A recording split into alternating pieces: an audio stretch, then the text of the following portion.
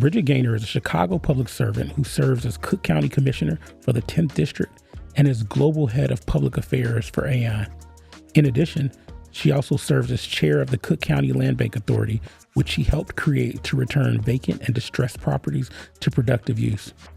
Gaynor's career spans government, business, and community development, as evidenced by her passion for community and neighborhood revitalization. Jessica Caffrey serves as Executive Director of the Cook County Land Bank Authority, where she leads efforts to return vacant and distressed properties to productive community use. She was appointed in 2022 after more than a decade in leadership in government, including serving in the Cook County Bureau of Asset Management and the Chicago Housing Authority. Her work focuses on neighborhood revitalization, affordable housing, and economic impact across Cook County. Welcome to a new episode of In My Own Words. I'm your host, Corey Timms, and with me in the studio, I have two powerhouses in Cook County and good friend of mine, Executive Director of the Cook County Land Bank Authority, Jessica Caffrey, and my first returned guest, Cook County Commissioner of the 10th District and Global Head of Public Affairs and Policy for Aon, Bridget Gaynor. Thank you both for coming. Thank you. Thank you. Hey, Corey. So you guys, obviously, we've worked in multiple capacities together, so I'm really excited to kick off the new year with the both of you to talk all things Land Bank, Cook County, economic development, so I'm really excited for today. We are too. So, as you both know, I like to start each episode with the lightning round of questions. So you just tell me the first answers that come to your head. Okay.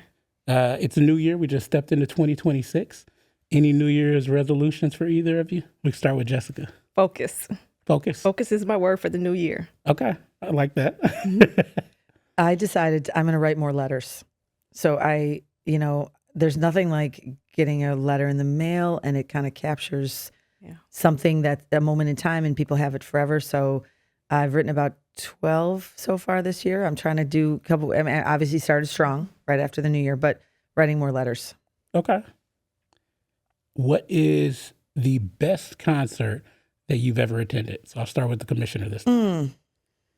So, gosh, I mean, like a typical person of my background and generation, bunch of Bruce Springsteen, great. U2, Can't great. go wrong with Bruce Actually, Springsteen. you know what? I'm going to say I saw Van Morrison in Jones Beach in New York in 1990, and that was awesome. That was the best one. That's a really good one, too. Jessica, how about you? Yeah, I think one of my best concerts, of course, is when I was younger. I go to a lot of great concerts now, but my first memories of a concert was Belle Biv DeVoe and Bobby Brown. Most recently, it's been in Napa. There's been like a jazz festival, and there has been like a multiple amount of artists who've performed, and it has been great. So that's been very enjoyable as well, just to hear a bunch of artists in one place at one time. Yeah. You don't want to break out in a rendition of Poison.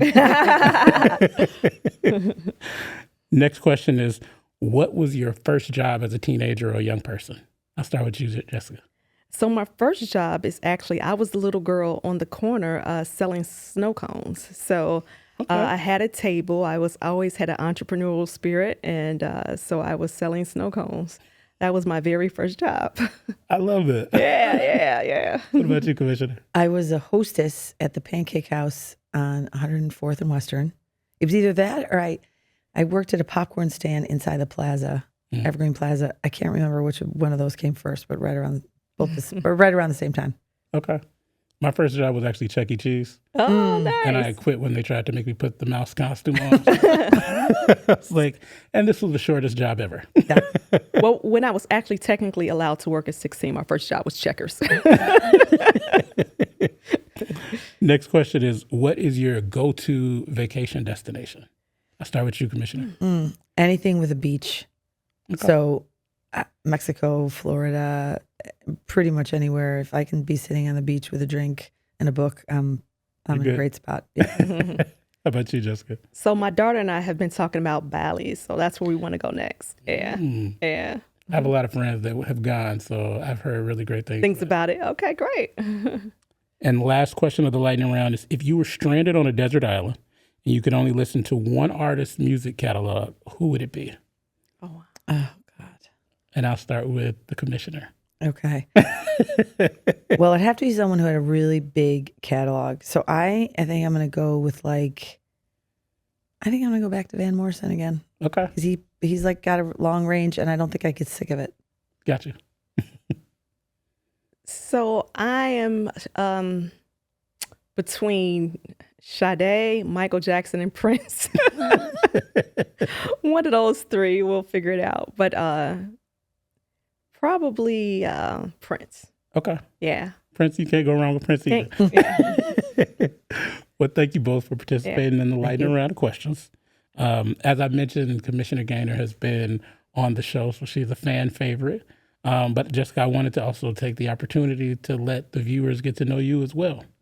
And so I like to begin each episode with a conversation around upbringing. I think it really shapes who you've become and what you're doing in the world. And so you were born and raised on Chicago's South Side. Yes. So how has the South Side shaped you into who you've become and the path that you've ultimately blazed for yourself?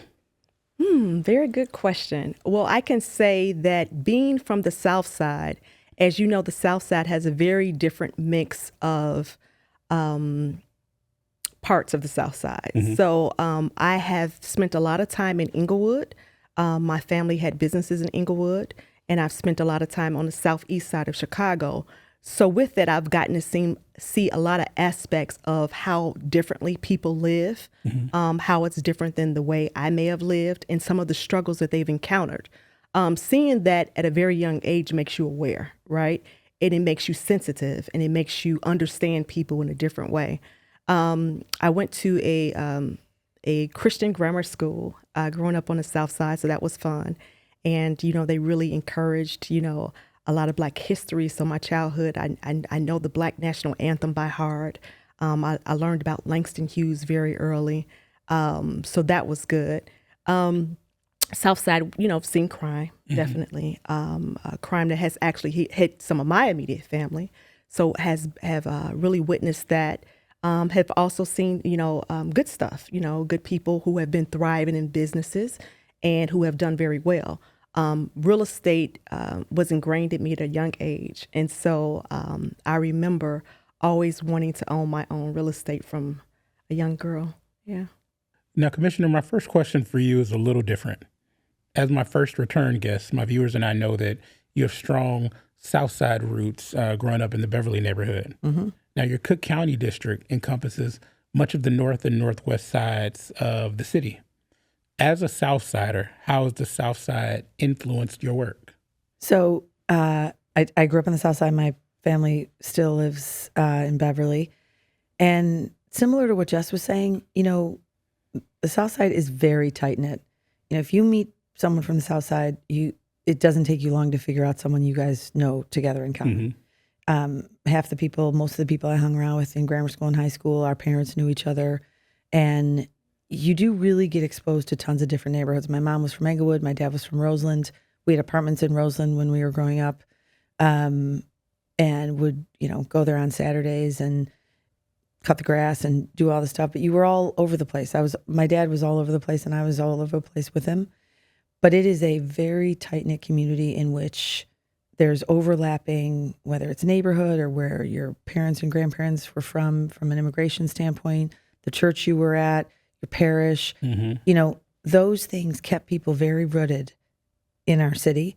And I think, you know, in many ways, the land bank is an absolute, it's like a love letter to Chicago from someone who knows how important a neighborhood is for your whole life. You know, I mean, it supports your family. It can be support for you when things are tough.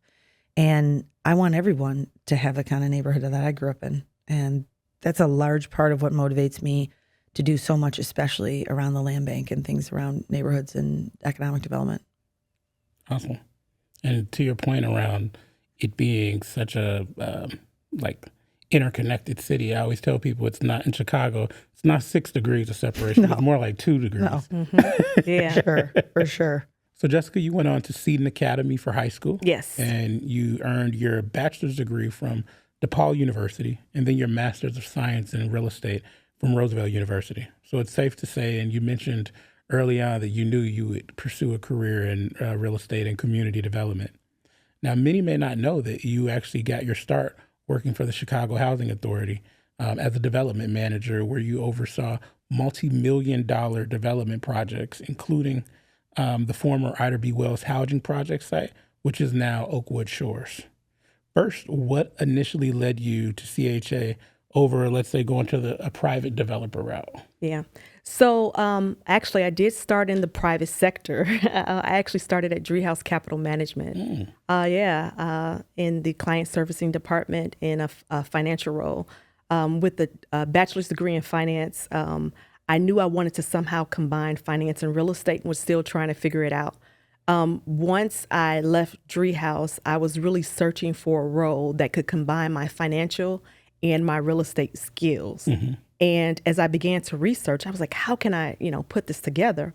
I just happened to see, as we talk about church, an opening for a development manager for CHA in Trinity United Church of Christ, who's on the South Side, in the bulletin. I'm just looking through, I'm there on a Sunday, and I see the opening, and I went for it. And again, because I grew up on the South Side, there's community, there's family, there's people that you can call.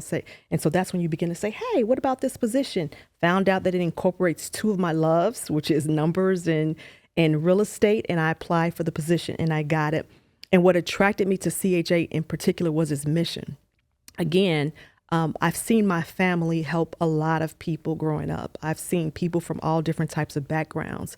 So I just love doing that type of work, and I love real estate. So being able to see the impact that you have to transform a neighborhood from something that is inadequate, to something that people can live in and be proud of is a humongous undertaking, but it's so rewarding. And it makes you feel good. I will say this, public service has been, in so to speak, a thankless job, right? However, the reward is when you see the changes that it's made in people's lives. Yeah. So I knew that I wanted something where I could make a difference and I could make change. I just couldn't do anything. And I thought that was the perfect role for me.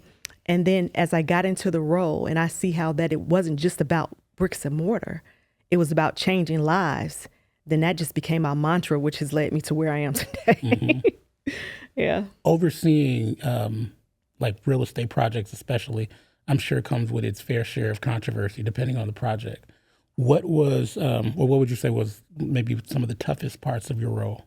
Yeah, the toughest parts of the role at CHA as a development manager is that at the time, there were a lot of promises made to the residents of the Chicago Housing Authority community that weren't kept. And so when you're coming up with a new plan, in which I served under the plan for transformation, leadership is trying to sell a new plan. I'm the head of the development that I'm running, and we have interactions with the local advisory council and the community members, and we have to get their buy-in. So the biggest struggle is being able to get buy-in, which is one of the biggest lessons I learned earlier from a community who's been lied to or where promises haven't been brought to fruition. So that was difficult, but it was something I had to learn. And it just takes commitment. It takes patience.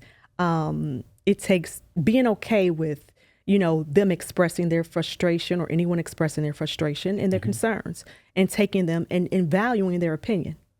Most likely, everybody wants to feel that their opinion matters. And so really took a big effort at doing that. You hit the nail on the head. I think so often we forget the community voice. And folks oftentimes just want to feel heard.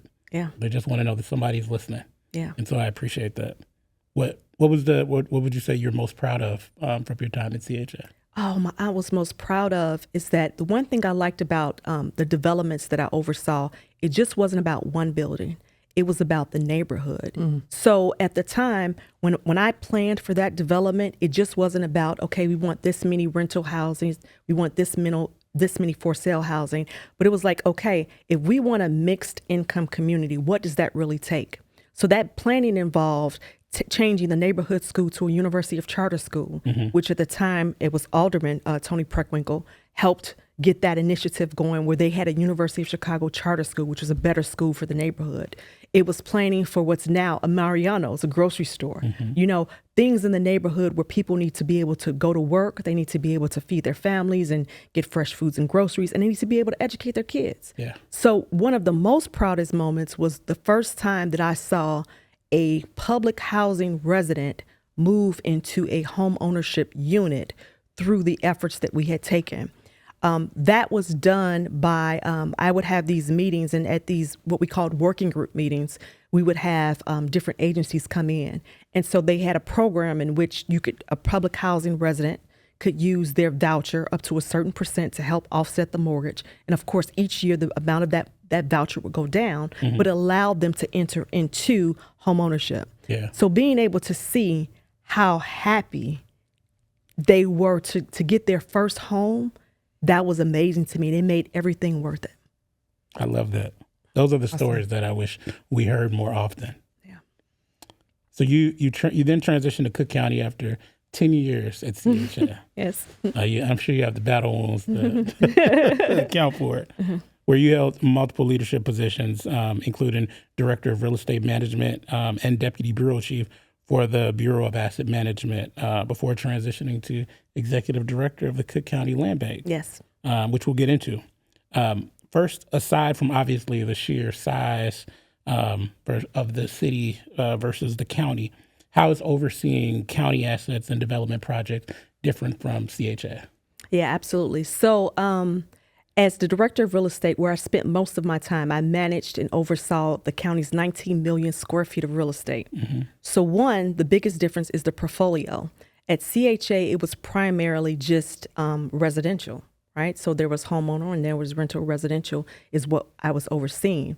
Moving to Cook County expanded the portfolio that I was able to manage and understand. So we had the health and hospital portfolio, the corporate portfolio, and the jail portfolio, right? So those were 3 different portfolios, which expanded my knowledge of how to manage. At the Cook County role as Director of Real Estate, I interacted with a lot of elected officials. I was responsible for finding locations and spaces for them to do their work and implement their mission. So one of the biggest difference, and commissioners as well. So one of the biggest difference when I started as Director of the Real Estate versus CHA, at CHA, I was able to see that direct impact and was fulfilling the mission. As Director of Real Estate for Cook County, I was more of a third party helping elected officials and implement their missions because I was providing the space for them, except for when I did the redevelopment of Old Cook County Hospital and help with the oversight of the new public administration building. How was it navigating the priorities of, you're working at CHA, so you're obviously working with city. Now you've transitioned to the land bank, so now you're adding an additional layer in terms of suburban municipalities. How was it working with and balancing the priorities of aldermen and mayors and all the different elected officials that represent these areas? Definitely a lot more work. I think it's different because when I was at CHA, I only really had to manage the particular alderman that I was working in. So that's maybe 1 or 2. So then when you're faced with working with several other aldermen, those are several more personalities that you get to know and several more areas that you need to learn about and understand their needs and their wants for their districts or their wards. So a lot more work in that facet. One of the questions that I wanted to pose and for both of you, and I think, part of the premise behind the show is obviously educating viewers to what's happening and also answering a lot of the questions. And one of the questions that I always get, in especially the work that I've been doing with you, Commissioner Gaynor, is around how does the county decide to do? Let me rephrase the question. How does the county decide what to do with its real estate assets? Okay, so let's bifurcate that question a little bit. Are you talking about the county's real estate assets or Cook County Land Bank's assets? Both. Okay. So the county's real estate assets are primarily for all of the county functions. So that's pretty different, except there are examples in which I have leased maybe some land for a special event as a director of real estate. So just think about it. All of our assets, like the health and hospital system, the jail system, our corporate office are for Cook County staff. So that's the biggest difference. The land bank, we're empowering people to own their own real estate. Yes. That's the biggest difference. Okay.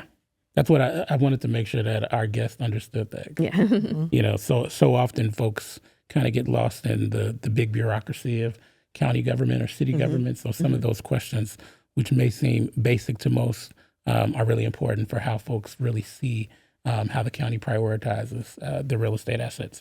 So, Corey, I'll make one comment to add on to what Jessica said, which is most of the land that the county land bank is able to get a hold of and redevelop and put in the hands of a small developer that then gets in the hands of a homeowner was never county land to begin with. It was just vacant. It was sitting there somewhere, stuck somewhere in a system, foreclosure, tax sale, whatever.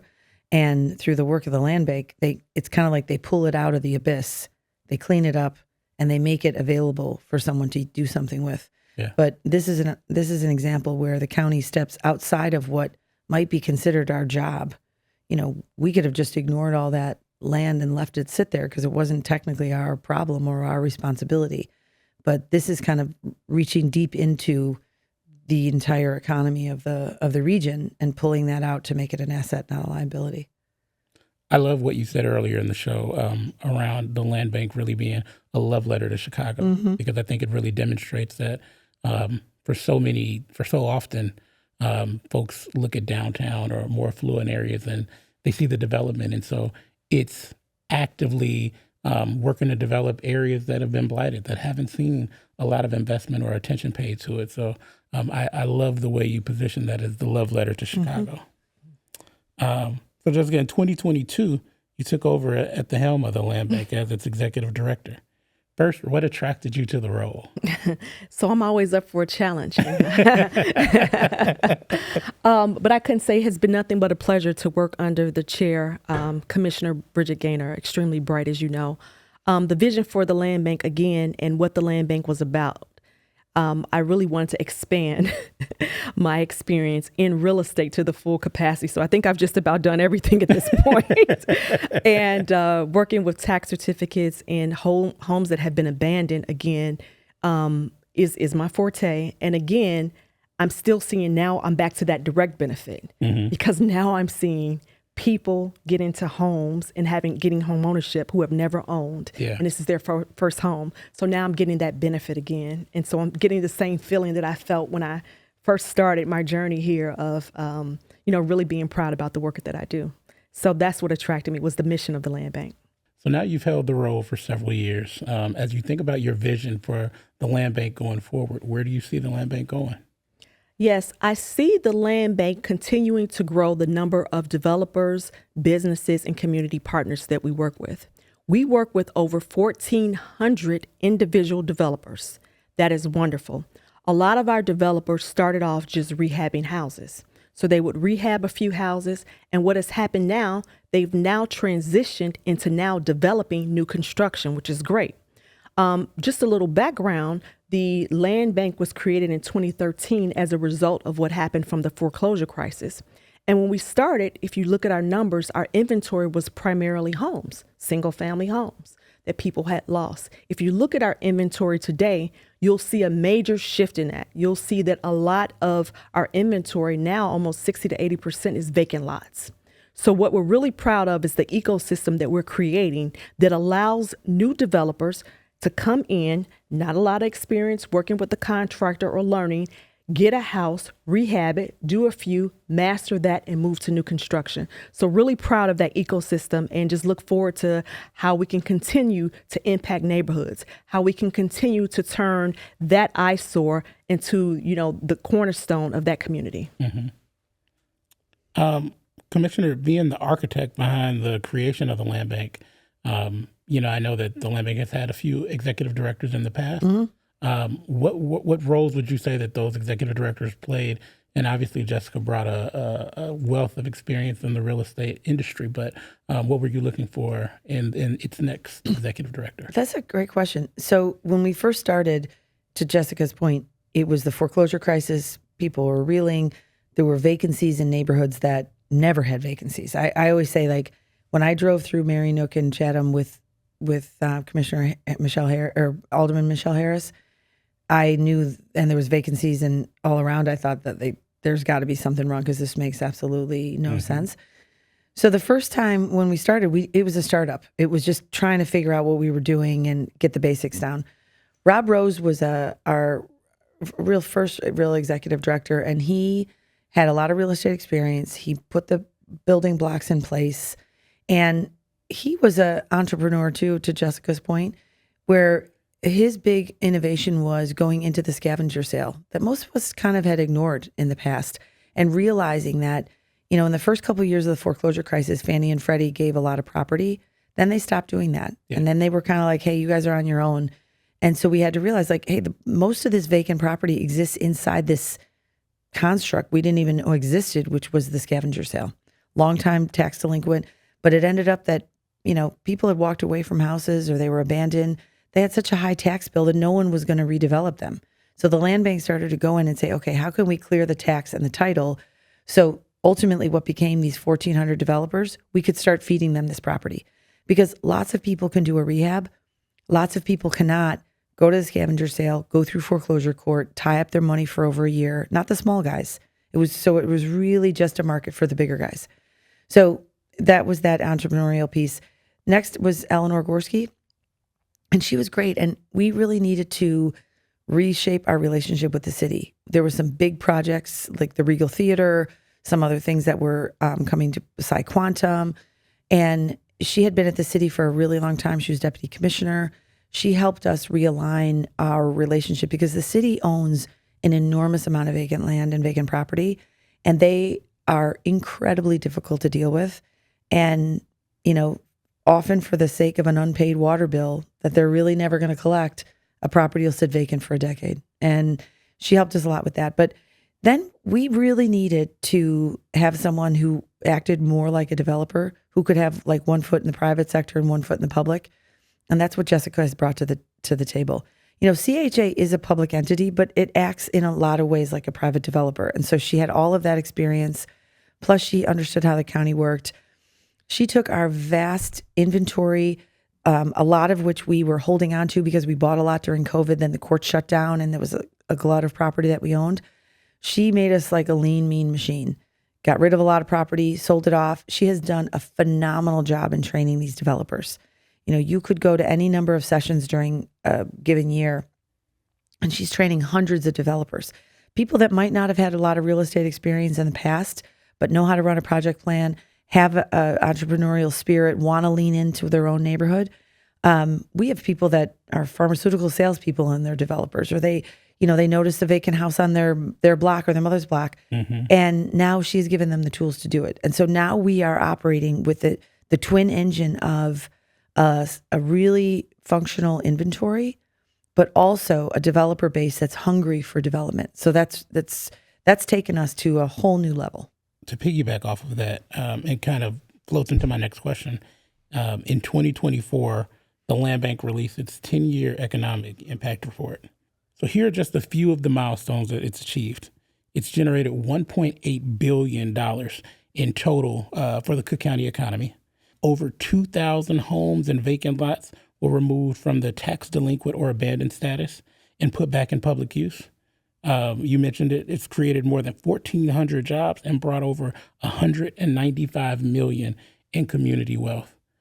First question for both of you. When you hear that type of impact as an organization, how does that make you feel in terms of, one, what the organization has obviously accomplished, but also what that says about the viability of a lot of communities that folks have for long ignored? So the first thing I would like to say is that we didn't make that number up. We had an outside economic consultant who does this work to come in and to review all of our books and numbers, who came up with the 1.8 billion in economic impact. Okay, so that's very important that we understand that someone that didn't know us, didn't know our work, who basically is an economist, who came in and we had an independent view. So it's great to understand that economic impact. It's great to understand because that's both direct and indirect impact. To date, we have actually brought over 2,400. So since the 10-year is over 2,400 properties back into productive use. And that equates to about 7.6 million in annual tax revenues a year. And including that, we've helped bring in about 31 million in redemptions. Yes. And we've rehabbed, like I said, over 2,400 and we continue to outreach about 4 times a year to the different communities. So I think that it's really enjoyable and pleasing to see how much impact we really have provided and working with a very limited budget. Look, I make it simple for people. Think about it this way. There's 2,400 blocks in our city now and some of the suburbs where there used to be a vacant house. Many times that vacant house was an eyesore. Sometimes it was a danger. And now it's not vacant anymore and it has a family that lives there and they're paying taxes. And the thing about property taxes in Cook County, it's a zero-sum game. It's just one pot, and however many payers there are, it gets divided up amongst them.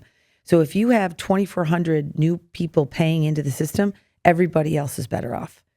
And, every vacant house once was somebody's treasure.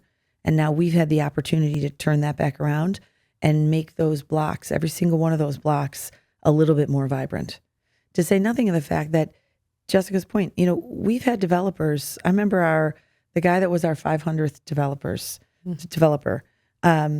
He went to CVS in the construction group, started rehabbing on a crew, saw a land bank property that was out there. He had tried to buy a property from the scavenger sale, couldn't even figure out how to navigate it. He said it was like bringing Monopoly money to Wall Street. Figured out the land bank existed, bought a house from us, and then now he is doing new construction. They're off to the races. These guys employ people. And so, that $1.8 billion number, while it sounds crazy big, think about it. You had 2,400 houses that were worth nothing because they were vacant and sitting there and they had tax delinquency. And then they got sold for $250,000, $300,000, $400,000. All of that adds up. You had all those developers who made a profit on that. Then they paid their workers. They bought materials. All of that cycled through the economy. And the important thing to remember is this wasn't a big government program that these people got subsidized. And the important thing for me and Jessica too to remind people is every one of these neighborhoods has a viable market. For so long, we were kind of told nonsense that said, oh, well, of course they're vacant because no one wants to live there. No, it's because the government, the court system, the tax system made it impossible. I mean, the property tax system in this county, first there was redlining, then there was contract buying, then there became the tax sale. And every single one of them were run by a limited number of people that profited wildly and were protected by people in politics. And, that type of behavior doesn't exist on its own. The laws were written to protect the tax buyers. It was impossible. The land bank tried to get a state charter when we first started because Michigan has a state charter and Ohio has a state charter for their land banks. Got completely blocked in Springfield because it was all about protecting the tax buyers. And so we had to scramble around and just use the county's home rule authority to do little by little. Eventually, we were able to go down to Springfield 5-6 years later and dismantle that scavenger sale that had been such an obstacle for us. But it was only after proving and getting enough community support to say, hey, this system is ridiculous and there is a market in these communities. And so by that time, a lot of the legislature had been able to see properties in their own district be redeveloped by the land bank. But, for us, the dismantling of the scavenger sale to me is just another brick in the wall of, eventually redlining was illegal and eventually contract buying was illegal and eventually the scavenger sale went away. There's always some reason where a limited group of powerful people are trying to extract wealth from working class and poorer people. And, it's part of our job to make sure that doesn't happen. Why do you feel the land bank has been so successful in its impact? I think both of you have touched on it. These are homes and lots in communities that have oftentimes gotten forgot about, gotten written off. And so why do you think it's been so successful over the last 10 years at the time that the report came out? We make it easier for them to obtain these properties. People don't like for us to say, but we get rid of all of what she just described as a lot of what people feel is red tape. So what we've done is that if we're already clearing the title, we've taken away a lot of the anguish and, the difficulties and the challenges that people have in trying to obtain these properties. And again, our properties are sold, for less than what they're worth, because we take into the account that they need to be totally rehabbed or gutted. And we just want to see that development. And let me just be clear, we're not just giving properties away. You do have to have a plan and you do have to have the money, because our goal is to make sure that those properties just don't stay vacant, or that land just doesn't stay vacant, or the building just is not rehabilitated. We want to bring it back into productive use. So we have timelines in which the developer has to produce. And we're flexible, if they run into any challenges with, this permitting or anything like that. I just want to emphasize something Jessica said. Nobody's being subsidized here. The developers are buying either the property or the land. They're paying all their own money. We don't give anyone anything to redevelop these properties. They're taking the risks. They make a plan. They execute it themselves. And that home buyer buys it with their own money. So this is about getting rid of things that were obstacles in people's way, that got turned into, the whole neighborhood must be undesirable. No, it's just that it was too hard. So if you can make it easy, then people are going to do it of their own will. They don't need to be subsidized to redevelop in their own community. They just need to make the obstacles less ridiculous. I love that, both of what you both said, because I think so often there are a lot of misinformation out there about the land bank and what they do and what they don't do. And so this next segment that I have, I wanted to kind of debunk some of those. So it's a myths versus facts segment. Okay. And so the first one is the land bank is taking properties from community residents. You want to take that? I'm sure you both have heard Myth. that. Total myth. We don't take anything that someone's living in. Mm-hmm. So the vast majority of what comes to the land bank has been sitting there vacant 5, 10, 15, sometimes 20 years. So we don't, if it's occupied, even if we can, we walk away. Mm-hmm. The land bank, number 2, the land bank does not work with local or community developers, especially Black or brown. Oh, wow. Myth. The majority of our developers are Black and brown, and we love working with communities and nonprofits. That is how we offload a lot of our inventory. We have what's called with our nonprofits land banking agreements, where we enter into agreements with them. And we have a long history of land banking agreements on record that we can show that we've worked with a lot of community partners and organizations. So we love working with them because they really know what the community needs. So it's not up to us to figure out. It's up to us to help implement what their vision is and to help what the research they've already done. So they already know. So when they come to us, all we have to do is help them by providing the inventory. So no, we love working with community organizations. Love that. And there's now a small army of individual developers. Yeah. People running their own business and making their own money, and that's our bread and butter. Okay. Number 3, the land bank is responsible for rehabbing blighted properties and returning them to the tax roll. We don't do the rehab. So that part of is not correct. So what we do is we make the inventory available for developers, homeowners, or anybody interested to rehab them themselves.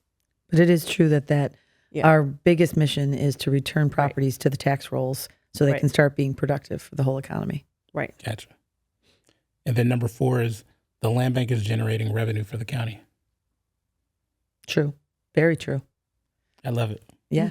I just wanted to make sure that the land bank got its just due, because with so much misinformation out there, I want to make sure that our viewers are able to hear firsthand from its leaders, one, not only the impact that it's having, but also how intentional you're being about working with community residents, developers, nonprofit organizations as you think about what the redevelopment of these areas look like. So thank you for answering those. Love it. So this question is for you both. From your vantage point, how can government be more proactive in aiding in the redevelopment of underserved or blighted communities, particularly with some of the roadblocks that we all know are out there with navigating city bureaucracy, county bureaucracy, all of that?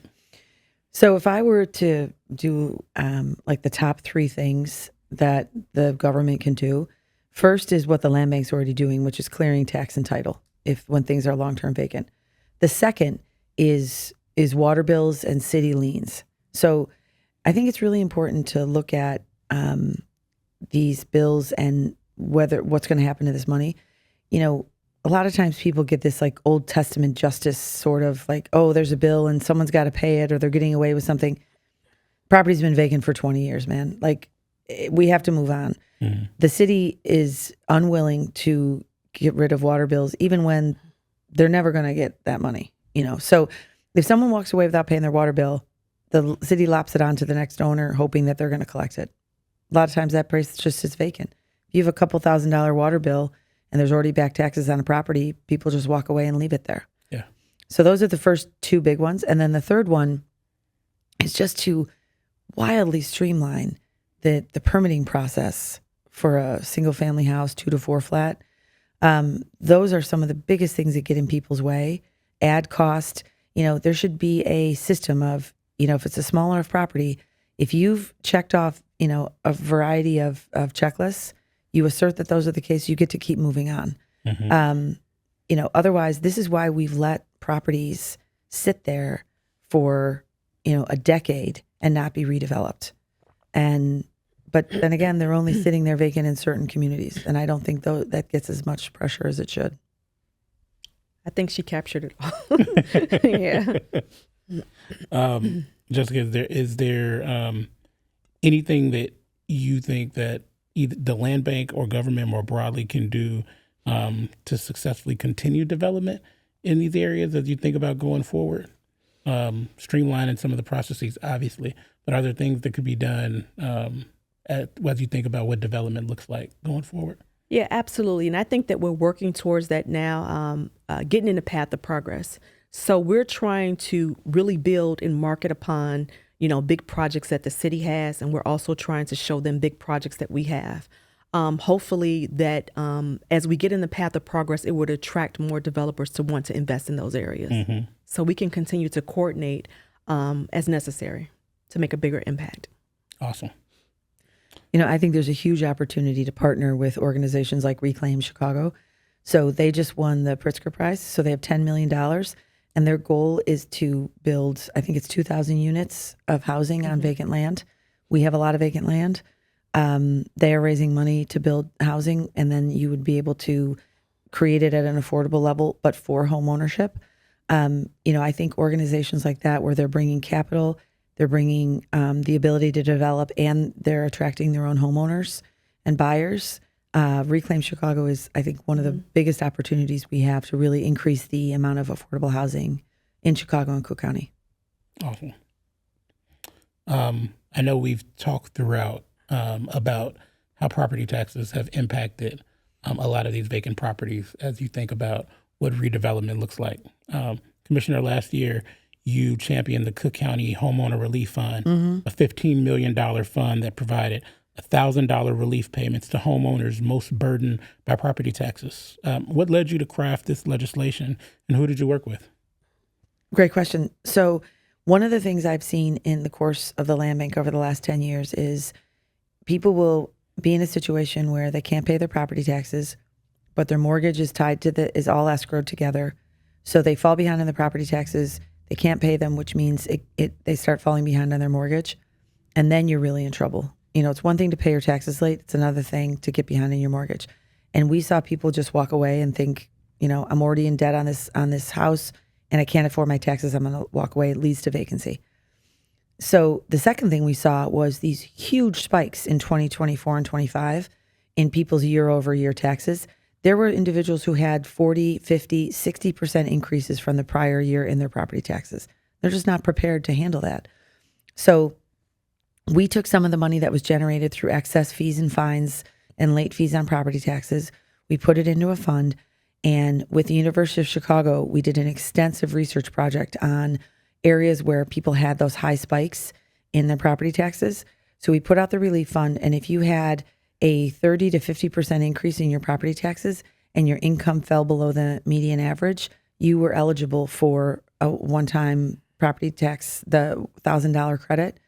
And the reason that matters is, you know, that means that you might have 2 or 3 months of what the portion of your property tax would be in your escrow. And if you got a huge spike and it spiked up your mortgage payment every month, this allowed you to have a couple of months to get organized, to get ready and be prepared, either challenge and petition and appeal the taxes or be able to figure out what you were going to do to be able to pay the taxes. But that spike, you should not see a 50% spike in your property taxes. That is not okay. It doesn't give people a chance to recover, to prepare. Where would you like to see the fund go? So hopefully what I'd like to see the fund is it not necessary because we don't have huge spikes in property taxes. The research of the fund, not just what we did with the University of Chicago, but all of the applications we collected of people who saw these big spikes are being folded into a legislative strategy to try to reform these property taxes. But, for me in my time at the county, the best way to reduce taxes is to have more people paying into it. But it's also important to remember that the biggest driver of property taxes is the school districts. It's not the county. It's not even the city. It's the school districts and the fact that Illinois has only second to Pennsylvania, the largest numbers of local governments, all of which have to be paid for, supported, wages, pensions. You have certain suburbs that might have, a tiny suburb can have 8 or 9 different taxing districts within one suburb. 2 or 3 school districts, a fire district, a police district, health district. We need to streamline that or we're never going to get out of this property tax problem. Absolutely.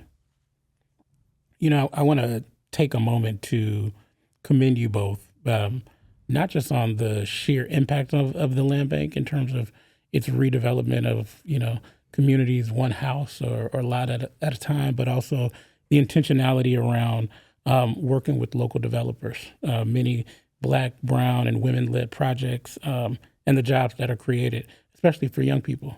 Jessica, for you, has that been an intentional thread as you've thought through your leadership at the land bank in terms of, one, working with local developers, especially minority developers, but also the jobs that it creates and how that in turn kind of continues to also refuel the local economy? Absolutely. And that was why we did the 10-year economic impact, because it was to demonstrate the value, the indirect and the direct impact that we are having. To your point, in every project that I have led since my career throughout public service, I always believed and understood how important it was to lift as we climb. So to make sure that the youth are mentored and they're getting opportunities, to make sure that the M and the WBE companies are able to work on a lot of major projects where alone they wouldn't be able to do it. So a lot of times that's the reason the requirement was done. So to see Black and brown developers be able to develop in their own neighborhoods, be able to hire and mentor young people. I believe our 2000 home, we celebrated because the young man who rehabbed the property had a group of about 5 youth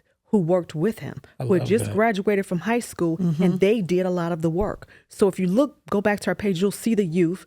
They were there. They worked on the project. They got trades, and one of them even started her own business after that. So we definitely want to see an impact far greater than a developer putting a buck in their pocket. We want to see them have impact. And so we love impact stories. And I love seeing the impact. And we know how important it is to make sure that we're lifting as we climb. And I think to that point, it's so important to note that these young people were getting exposure to those opportunities well before they even graduated high school. And the reality is that, especially as the world progresses, not everybody is meant to go to college.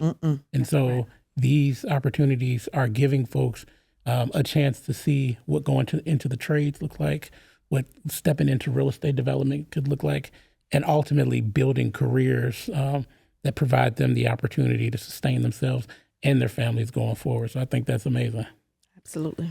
Yeah, I mean, real estate has been a way to climb the ladder for every immigrant group in Chicago. And for many generations, African Americans were locked out of that because of redlining and the ability to get the capital to buy the housing or where they could even buy it. And so this is an opportunity to, reopen some of those doors and ensure that real estate is one of the best ways, especially if you don't have a college degree or elsewhere, to build wealth and to have real assets. Absolutely. And Commissioner, I know you do a lot of work with the Juvenile Temporary Detention Center. working with our justice-involved young people.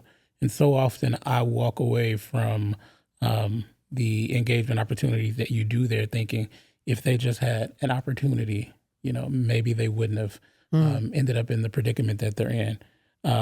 As you think through going forward, the land bank and how they've worked with, so many young people, some that are justice involved, has that also been an intention behind the land bank of not only giving these young people opportunities before they hopefully become justice involved, but also on the back end as they return back into society, making sure that they have opportunities to be productive members?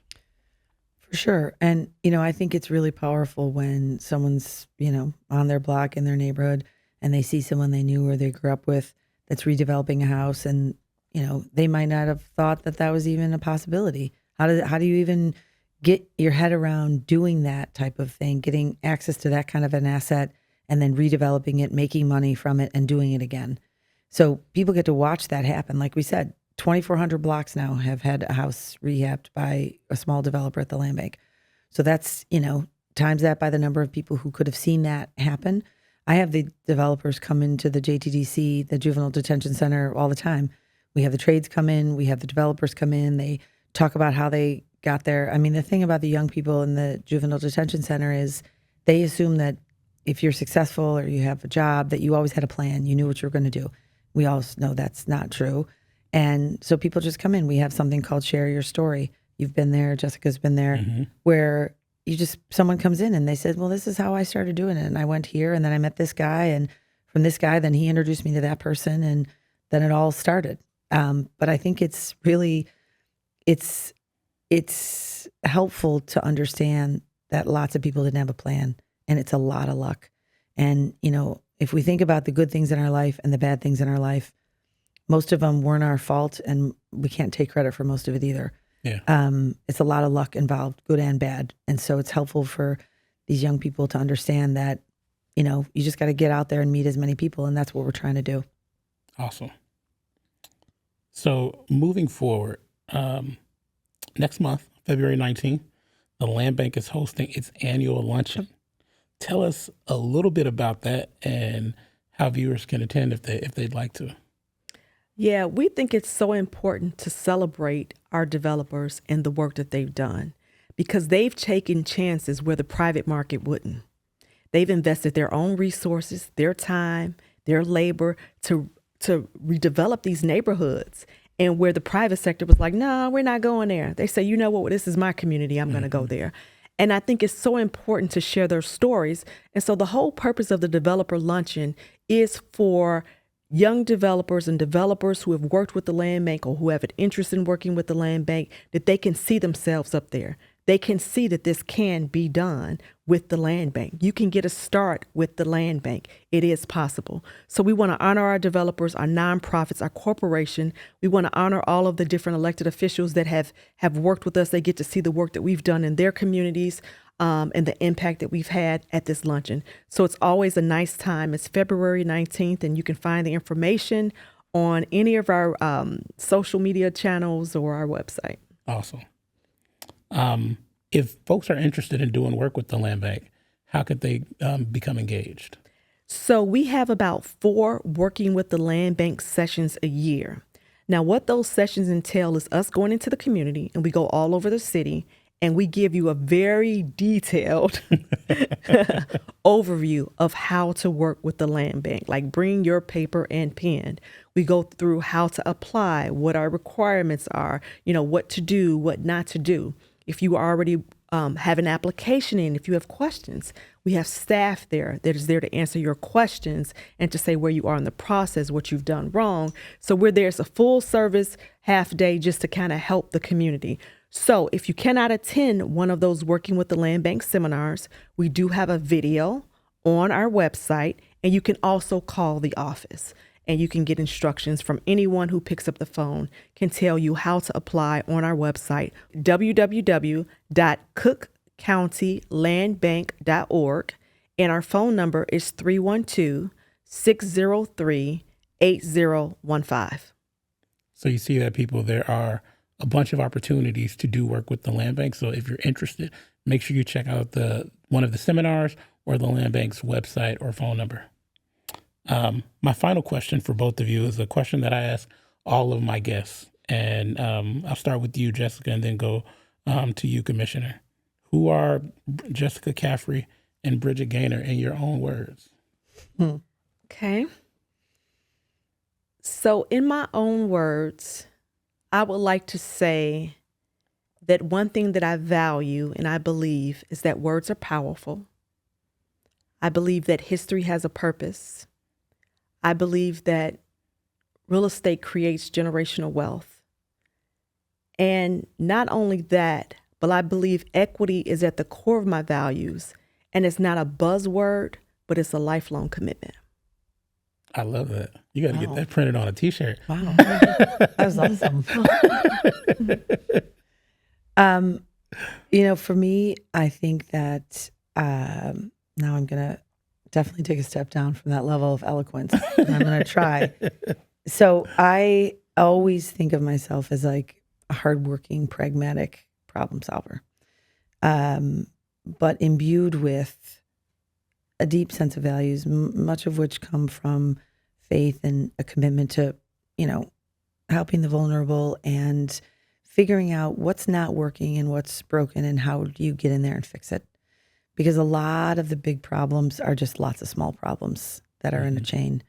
And as long as you're willing to get in there and dig, you can do it and you can get it done. And one of the things I love about working at the county and being a commissioner is that you have license to kind of poke your nose in things that aren't working. Yeah. And in many ways, a lot about what happened and a lot about what existed about our property tax system was just a series of it was like a chain of problems, and you just kind of keep knocking them down. The hard part about that is on the other side of that, someone's always benefiting from it. Mm-hmm. So you got to be careful. We've taken on some of the wrong enemies sometimes, but we live to survive it. I love that. Well, I want to thank you both for joining today. And on behalf of myself and so many other people, I want to thank you for the work that you do. I've worked with you both in varying capacities, and you both continue to inspire me in terms of my work and how I view community development and impact, but more broadly, the work that you're doing and how it's not only changing the communities that you're serving, but also the people that are in these neighborhoods that now see their neighborhoods as being viable, see their neighborhoods as being worth being invested in, and ultimately shifting their impact to say that I can actually do something in my community too and give back. And so I wanted to make sure that I thanked you both for all of your hard work.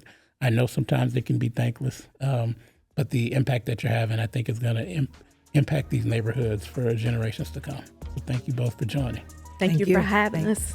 This episode of In My Own Words is brought to you by Tim Strategies, a Chicago-based, full-service public affairs firm delivering solutions that are results-driven and people-focused. With over a decade of experience, their expertise spans crisis management, government affairs, grassroots community engagement, strategic communications, and political strategy.